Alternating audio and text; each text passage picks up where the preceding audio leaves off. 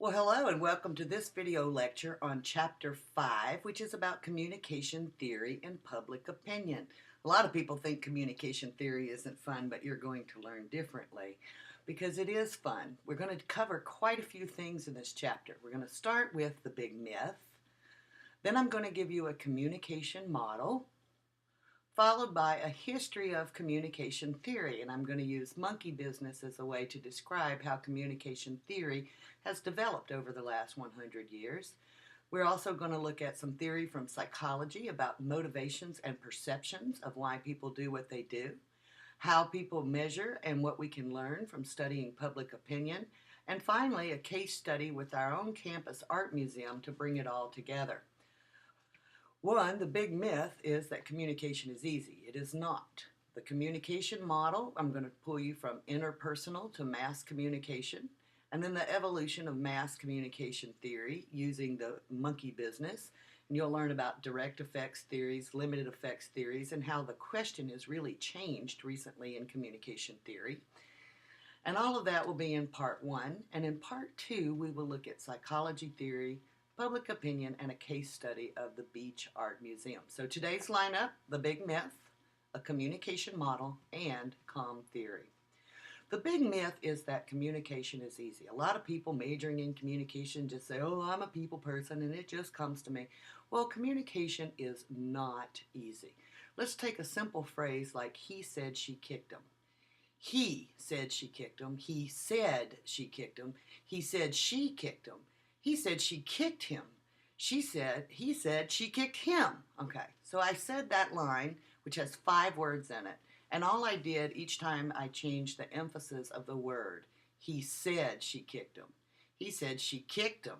That totally changes the meaning of it. Communication is not easy, and even a simple 5-word sentence carries with it all sorts of vocal inflections and facial expressions that totally change the meaning of a simple sentence. So communication is not easy.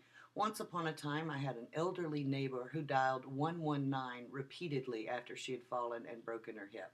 You think everybody knows 911. Well, no, communication is not easy. An old person who's in pain and distress, who's never done it before, and she was unable to accomplish the simple task of dialing 911 and instead kept dialing 119. Communication is not easy. Most of you may be living in Kansas, okay? You think you would know the difference between a tornado watch and a tornado warning, but do you? Many of you do not, and you live here and you've heard it explained to you hundreds of times, and it's geographically relevant to your safety, and communication is not easy, okay? So why isn't it easy? Let's understand that. And because it's not easy is why we need theory to give us a more conceptual, well-rounded way to understand it. So a communication model. All right, we got a sender. Well, this person can send all they want. They also need a receiver. And a lot goes on in a simple interpersonal interaction. A sender first has to encode a message, and that message is sent to a receiver. The receiver then needs to hear that message and decode it, okay? And then the receiver can become the sender because he encodes some feedback. Then the sender is going to listen, and then we're going to get back and forth with messages encoding and decoding and traveling through the sound or through a telephone or over text messages. And we've got a lot going on in a simple interpersonal conversation. Moreover, this whole business happens in context of noise, and there's all kinds of noise. There's physical noise. There's a bad smell in your car. There's somebody on your bumper. There's things going on around you. There's emotional noise of past history between the two people. There may be physical noise. I've got a headache this day, and it makes it hard for me to communicate. So even a simple interpersonal interaction has a lot going on that can create situations for miscommunication. And I like this little graphic of miscommunication. Here's one for you on text message. A mother sends a message to her child. What does IDK, LY, and TTYL mean? I don't know. Love you. Talk to you later. Okay, I'll ask your sister. So the mother didn't think she got an answer when in fact she had. Also, the context in which communication occurs. Here we have some unfortunately placed ads. The one on the top is about childhood obesity, and the one on the bottom is about McDonald's. So, our communication models so far, we've just looked at interaction between two people. Well, if we add a few more people, we've got small group communication. So if I were lecturing to a class of 12 or 15 people, I'd call that, small group communication. Then we have mass lecture classes where there's 200 people maybe sitting and listening to a single instructor. That's more like public communication. And then finally, we've got mass communication. And if you're watching this on a YouTube video, that's a form of mass communication. I'm talking, and as many people who want to can participate. But a lot happens to complicate things as we progress from interpersonal to mass communication, as we add more and more people to the mix. The opportunity for feedback decreases and gets delayed. In a small group, maybe somebody would speak up. In a large lecture class, it's unlikely to have somebody talk a lot. And if you're watching this on YouTube and I say something you don't understand, you're going to have to send me an email. Or if you see something on TV you don't like, you're going to have to send a letter.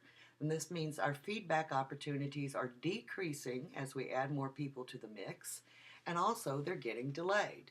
Also, the more people in the mix, the more noise.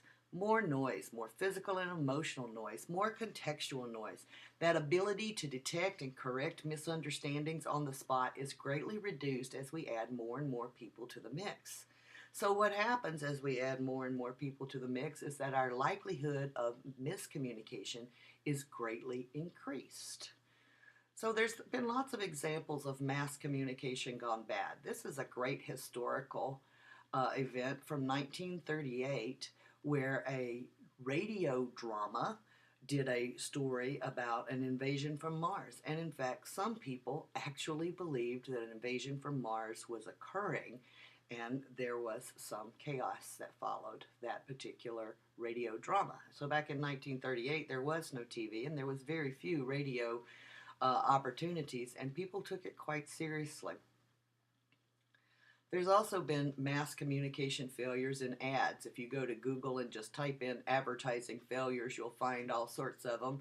Here's an article from CNBC about 10 massive advertising campaign failures.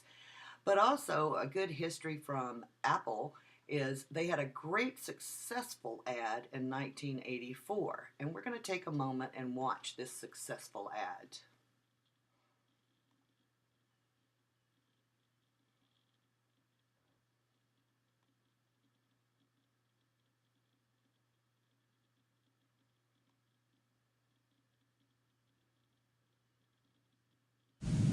Today we celebrate the first glorious anniversary of the information purification directives we have created for the first time in all history. A garden of pure ideology where each worker may bloom, secure from the pests, obeying contradictory reports. Our unification of the laws is more powerful a weapon than any fleet or army on earth. We are one people. One will, one resolve, one cause. Our enemies shall talk themselves to death, and we will bury them with their own confusion. We shall prevail. On January 24th, Apple Computer will introduce Macintosh. And you'll see why 1984 won't be like 1984. So that ad was wildly successful. A few years later, Apple decided to do a similar ad, and it was a failure. Whereas the first ad showed great defiance to the norm, the second ad actually insulted Apple users by suggesting they were part of conformity. This ad was called Lemon.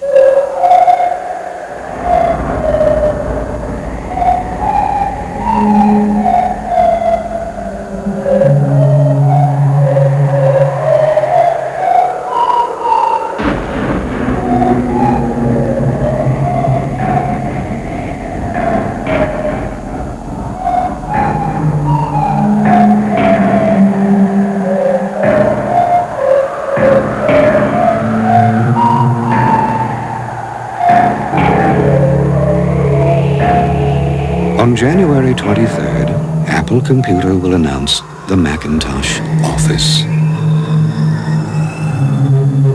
You can look into it, or you can go on with business as usual.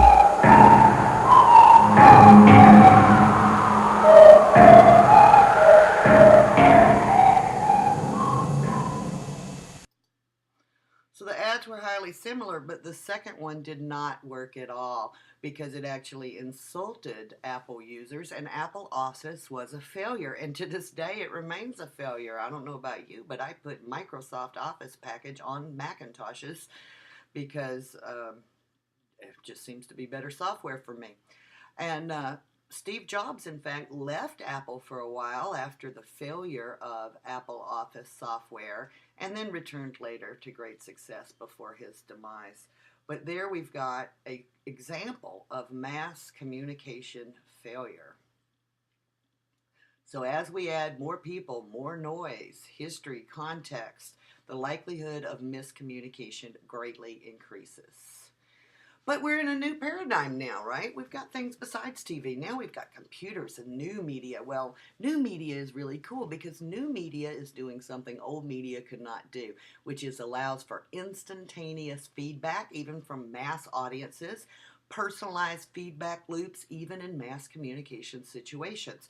And my depiction there of a computer is very simplistic because in the real world, we are all connected with phones, iPads, people of all ages, people from all sorts of backgrounds. I recently bought my mother, who's 72 years old, an iPad.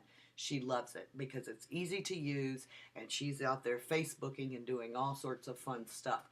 So in a modern society, we all have gadgets that keep us connected all the time, increasing the ability for us to provide feedback and to correct misunderstandings. So this new media allows for instantaneous feedback and personalized feedback even in mass communication situations. So examples of mass scale feedback. Some television shows like American Idol will let people vote. You can text in, who you want to win the American Idol contest. YouTube allows for us to thumbs up and thumbs down specific videos that we like, therefore prioritizing an example of mass scale feedback. Reddit may be something you're familiar with, and Reddit has become incredibly popular because what it does is put together everything out there on the World Wide Web and people vote it up or down. So you can see what's hot, what's cool, what's neat by following Reddit, because you couldn't possibly go out and survey hundreds of thousands of websites. Reddit allows users to vote things up or down. Then it's creating a way of prioritizing a huge amount of information out there. And who's prioritizing that information?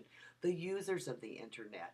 Also in Estonia, they actually had voting by cell phone, which we have the technology to accomplish these days. So we could even use new technology's ability to feedback for democratic purposes. Lots of new media products like Tosh, who is always making fun of things on the internet.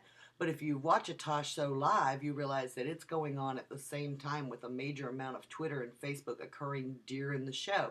And I see that on lots of sports programming these days too, that like you'll have a sports commentator behind a desk at ESPN and he's simultaneously taking tweets from people out in the audience. And that was something that couldn't be accomplished before this new media allowed for that sort of feedback loop.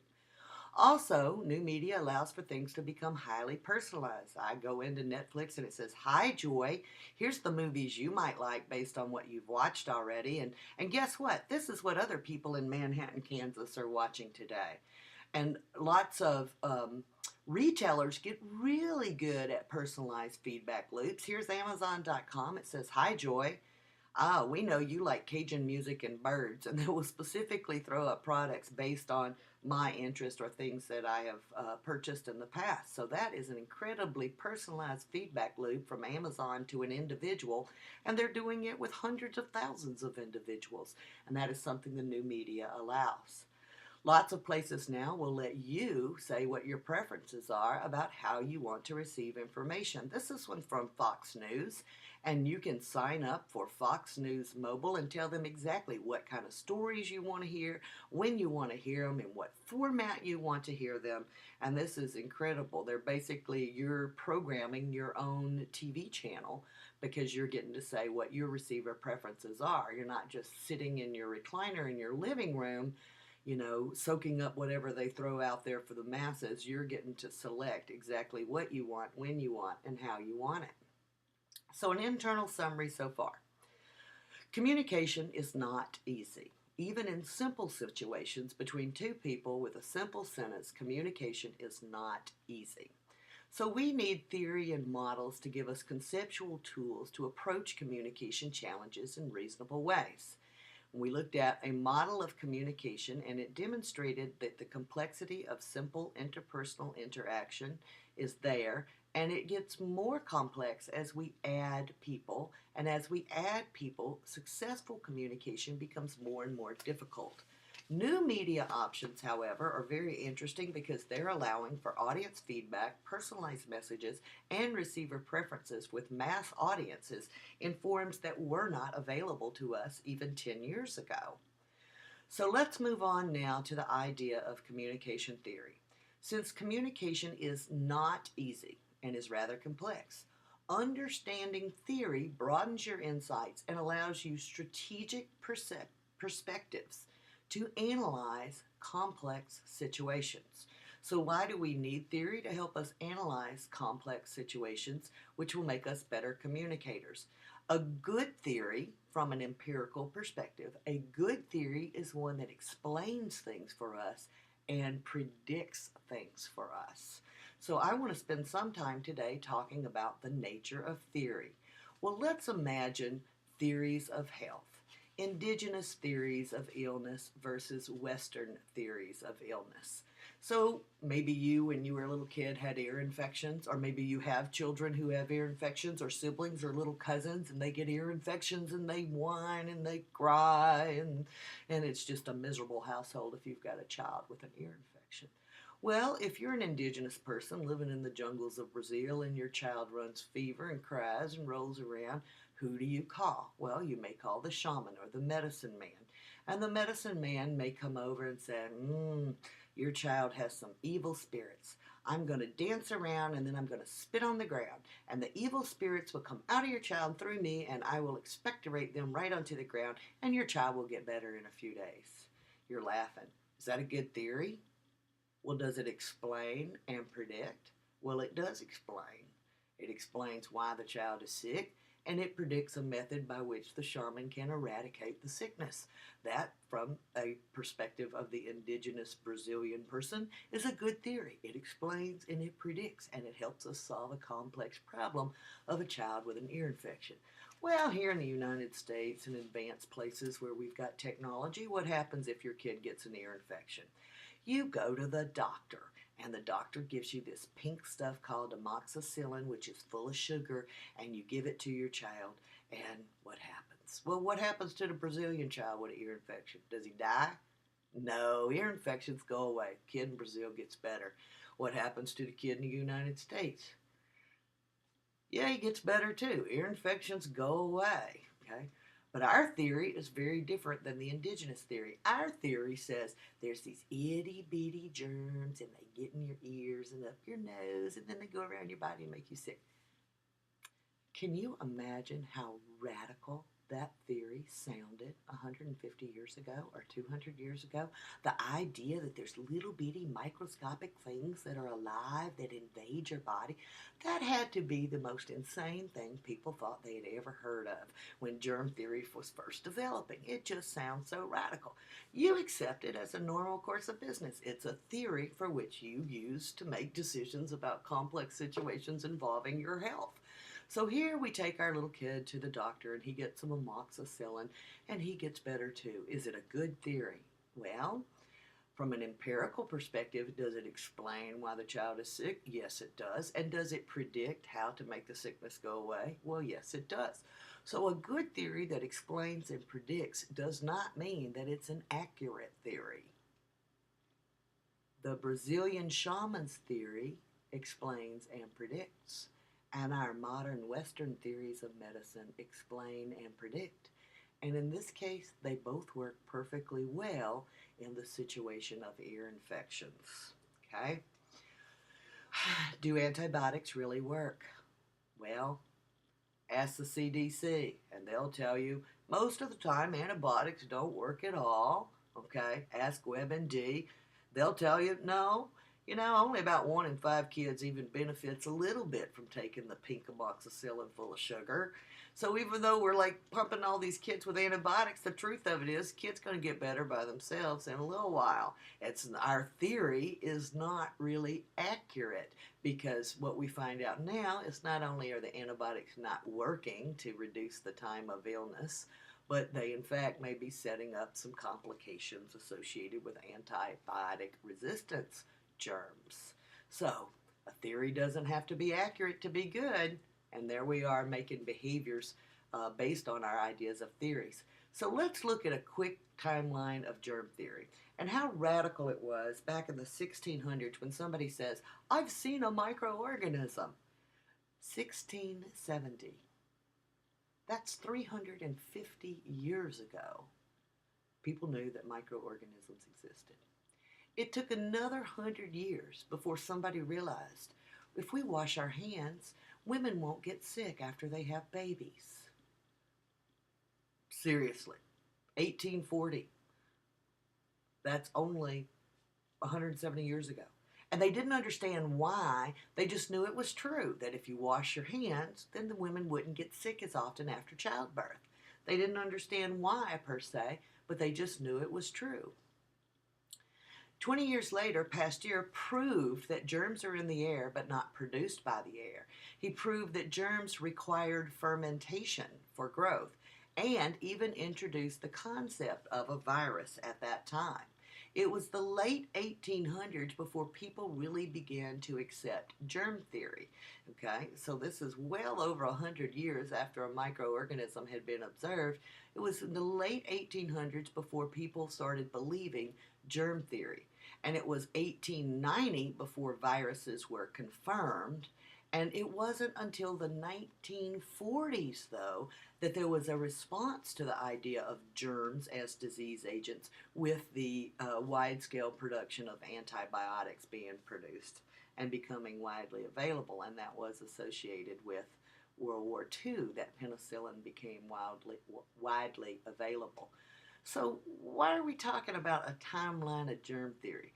Because things that are true about the development of germ theory are also true about the development of mass communication theory. Okay? Theories may be very slow to develop, even over centuries.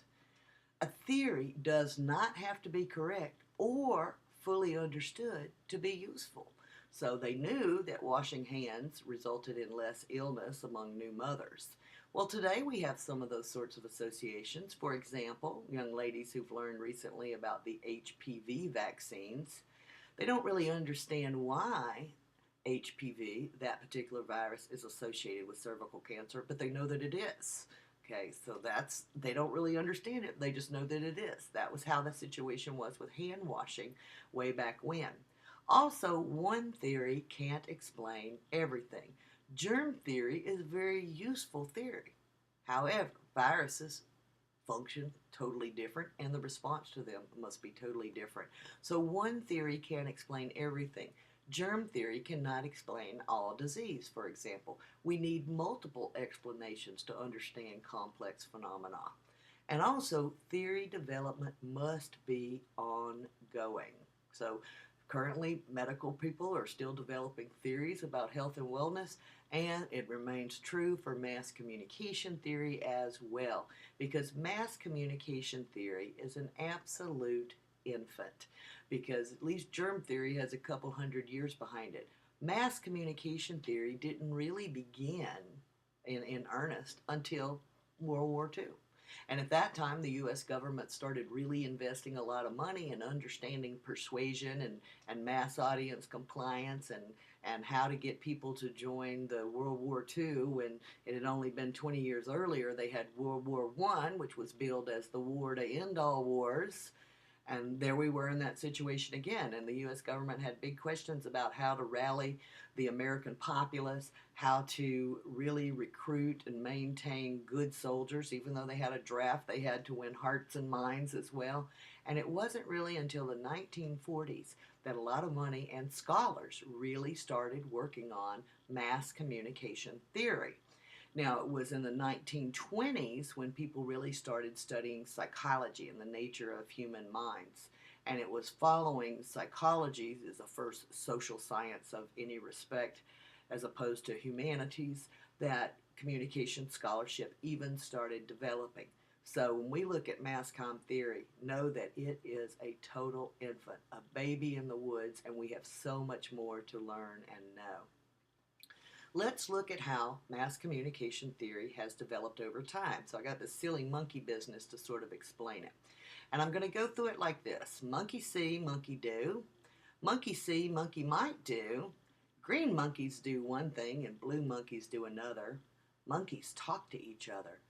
Media has limited effects on monkeys. Monkeys use media. And finally, monkeys are a society. So this is how we're going to use monkeys as a way to understand how mass communication theory has really developed. So, way back in the 1940s, when they first started studying mass communication, they thought mass communication was powerful. You could just put an idea out there and everybody would adopt it. And that's what I'm referring to when I say monkey see, monkey do. And there was two big theories. One, well, the kind of the same theory. Magic bullet, the idea that I shoot you with a bullet of communication and I change you as if I shot you with a gun. Or hypodermic needle, the idea that I could give you a message and it's like inserting something directly into your brain. Well, you know, the evidence just didn't bear out on that, but people still sometimes believe it. So here is Aretha Franklin looking all hot and sassy at the inauguration of Obama in '09. Pardon me. And she had this great hat. And Time magazine reported that the Detroit hat maker who made that hat sold out of that style and says it's going to be a month before he gets more stuff to make more of them. Well, is this an example of monkey see, monkey do, the magic bullet, hypodermic needle, the idea that people saw that hat and they wanted it immediately? Maybe and maybe not. How many people saw the inauguration? Probably 300 million people watched the inauguration. How many out of 300 million really wanted that hat and chased down the producer? I'm sure it was actually less than 50 people because a Detroit hat maker's not going to have that many expensive hats sitting around his shop. But Time magazine reported it as if you see something on the media and you immediately run out and do it. And that really doesn't pan out with the empirical evidence because often ideas are put out there and people don't do it. So since those theories weren't being very good at explaining how media work, they developed a new theory called monkey see, monkey might do. And these theories fell in a category of individual differences. So, one woman may see Aretha's hat and think she just has to have it. And another woman may see the hat and think, oh, that's atrocious. I'd never wear such a thing. So monkey see, monkey might do. Individual differences. Well, a good theory explains and predicts. This theory's got a problem in that it doesn't explain anything. And it doesn't explain who might like it and who might not like it. So this theory is, we need better theory than this. So next on our agenda is green monkeys do one thing and blue monkeys do another. And we've studied demographics and psychographics in here and thought they were pretty sophisticated, but in the grand scheme of comm theory, they are relatively old ideas, demographics and psychographics. So, green monkeys, well, women wear hats. A man wouldn't likely wear that hat. Also, fashionable women wear hats. Also, we would expect older women to wear hats. So it's not everybody was interested in Aretha Franklin's hat, but maybe just older women who are fashion conscious cared about that hat. And even among those, only those who could afford it and those that have the resources to go chasing down a specific hat to be like a celebrity would do so. But demographics and psychographics may give us a better concept into understanding our audiences and why mass communication messages may work for some people and be irrelevant for lots of other people.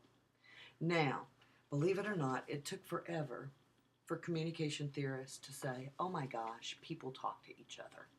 And it was in a study about voting behaviors that somebody actually advanced the two-step flow theory, which says media throws ideas out there, but as individuals, we don't immediately interpret what the media say. We talk to people who are our opinion leaders. And all of us, I think, do that. So, I don't go to a movie based on seeing an ad for the movie. I go to the movie because I ask a movie friend, which one should I go see? I used to have a clothes friend too, and I miss her horribly because I wouldn't shop, by myself. I'd just go with her and she'd say, buy that, buy that. And I just took her advice because it was easy. And when you vote or when you buy a car, you're likely to be talking to your parents or your spouses or other people who are important to you.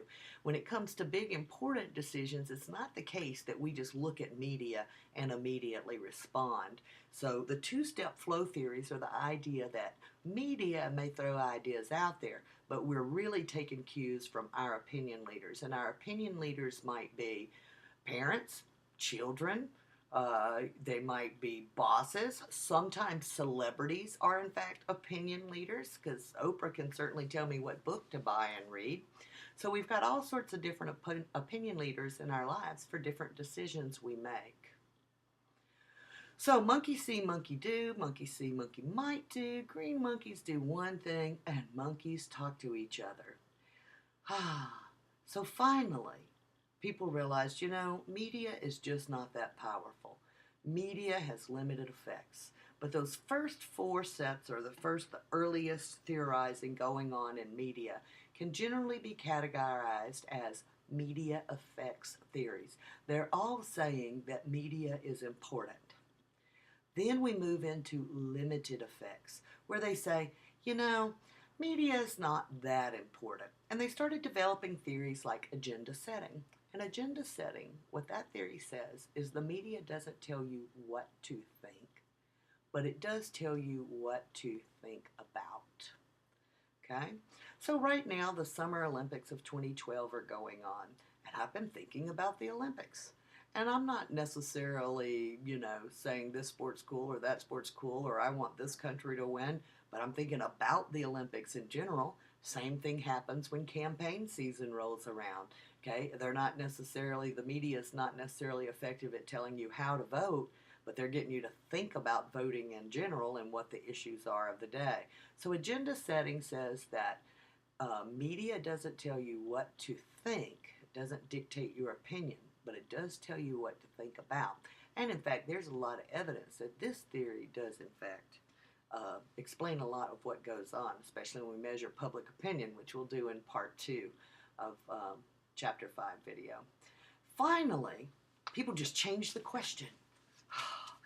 They just changed the question and they said, they didn't say, what does media do to people? They totally changed the question and they said, how do people use media? And they developed the uses and gratifications theories. And uses and gratifications theory says, why do people seek out certain media? And what do they get out of it? So, for example, my favorite movie of all time is The Color Purple. And every time Mr. takes Celia's sister away, I cry. Oh, that's just stupid. Why would I watch a movie that makes me cry repeatedly? Well, apparently I'm getting some sort of psychological release or satisfaction out of it because I've done it several times. And guys, quit laughing at me. Lots of guys have the bang 'em, blow 'em up movies. Oh, you love it. You've watched it a million times. You love it. It makes you feel aggressive and it feels good. So we're using media and we do it a lot. If we want to relax, we might put on, some new age music. If we want to get excited, we're going to put on some pump up music. We use media to meet our emotional needs, our informational needs, and we seek it out and use it in certain ways. Now, a lot of people want to say, for example, that video games make children violent.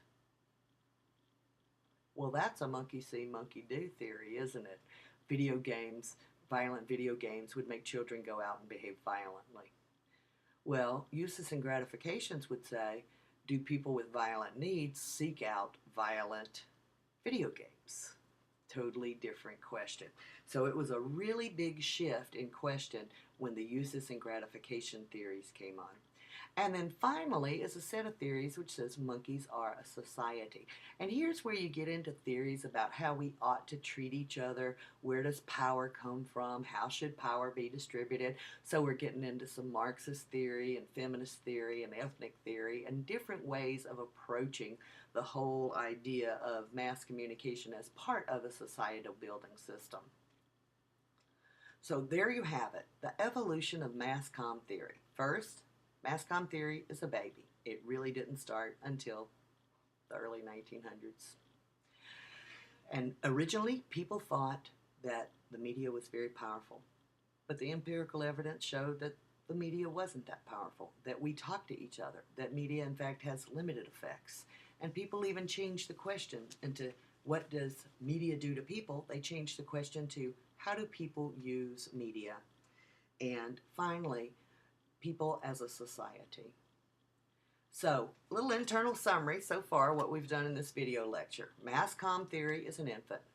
The questions that we're asking as communication theorists are changing. No one theory provides a comprehensive understanding of the complex phenomena of communication.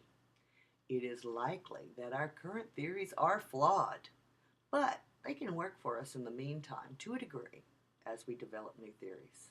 And monkey business helps us understand the evolution of mass comm theory and how that thought has gone over time. Okay, next time, part 2. We're going to look at some psychology theory, motivations and perceptions, what makes people tick, okay, what makes messages persuasive or not. We're going to learn about public opinion, how it's measured, what it means, and we're going to look at a case study with our own campus art museum. Well, that's it, guys. I'll see you back next time for Chapter 5, Part 2.